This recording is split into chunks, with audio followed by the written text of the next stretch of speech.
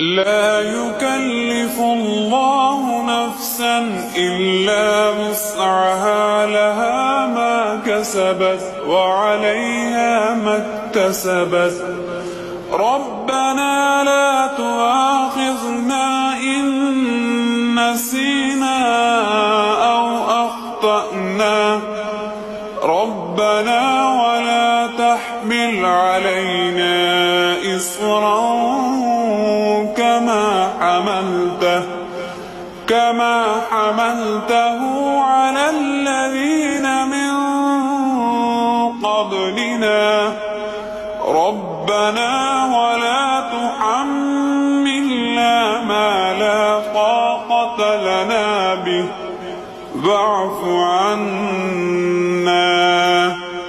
واغفر لنا وارحمنا، أنت مولانا فانصرنا على القوم الكافرين.